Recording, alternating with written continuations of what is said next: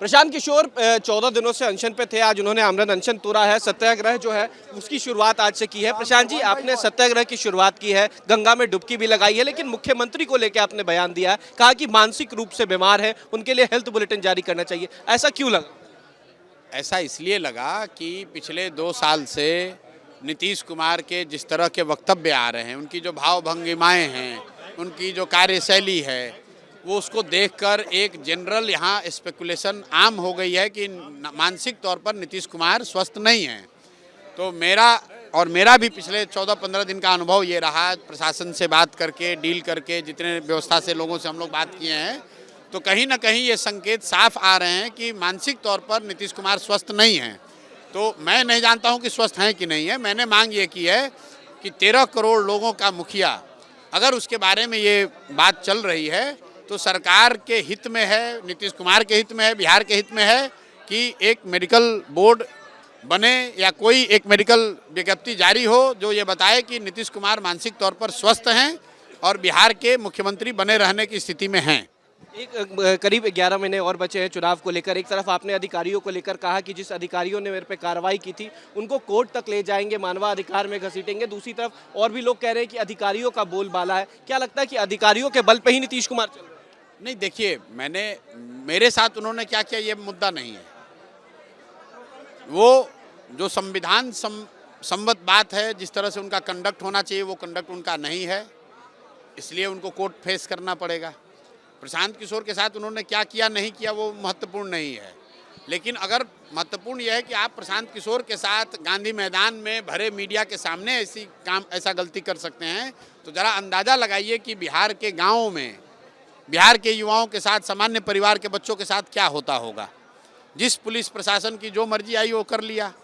तो उस अन्याय के खिलाफ जो न्यायिक लड़ाई है वो लड़ी जाएगी, उसमें कहीं कोई दिक्कत नहीं है, ताकि बिहार के व्यवस्था में ये इस बात का डर हो कि आप गलत नहीं कर सकते हैं और बिहार की जनता में ये विश्वास पैदा हो कि अगर आपके साथ अन्याय हो रहा है तो आप लड़कर खड़े हो सकते हैं, अपनी आवाज़ बुलंद कर सकते हैं, इनके खिलाफ लड़ सकते हैं। सत्याग्रह की आज आप शुरुआत कर रहे हैं। जब पहली पदयात्रा हुई थी तो अमूमन 2 अक्टूबर को हुई थी, गांधी जयंती के दिन। क्या लगता है सत्याग्रह से फायदा होगा, जिस सत्याग्रह का आप जिक्र कर रहे हैं, होली तक चलने वाला? सत्याग्रह का सबसे बड़ा फायदा ये होगा कि इस आश्रम के जरिए, जो मैंने कहा, अगले 8 हफ्तों में बिहार में कम से कम 1 लाख सत्याग्रह के सिपाही युवा तैयार किए जाएंगे।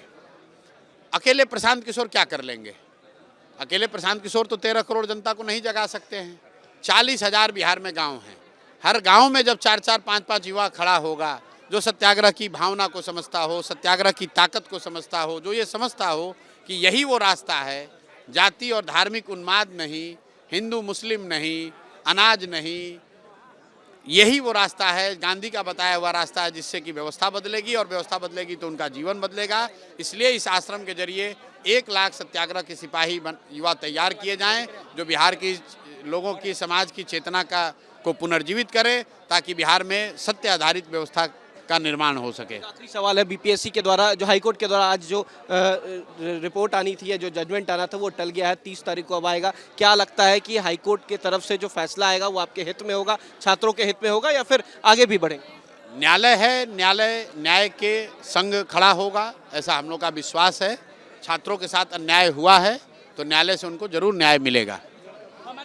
ये थे हमारे साथ प्रशांत किशोर। साफ कहा कि ये बात हमने नहीं कही है। प्रशांत किशोर ने ये साफ कहा कि जो मेडिकल बुलेटिन है वो नीतीश कुमार का जारी होना चाहिए, क्योंकि काफी दिनों से देखा जा रहा है कि अधिकारी जो है, किस अधिकारियों के कहने पे या किसी के कहने पे नीतीश कुमार चल रहे हैं, और कहीं ना कहीं ये लगता है कि उनकी जिस तरीके की मेडिकल स्थिति है वो बिहार नहीं चला सकते। वीडियो जर्नलिस्ट सत्यन कुमार के साथ Utkarsh, news nation, Patna. News nation अब व्हाट्सएप पर खबरों के ताजा अपडेट के लिए न्यूज नेशन के इस QR कोड को स्कैन करें।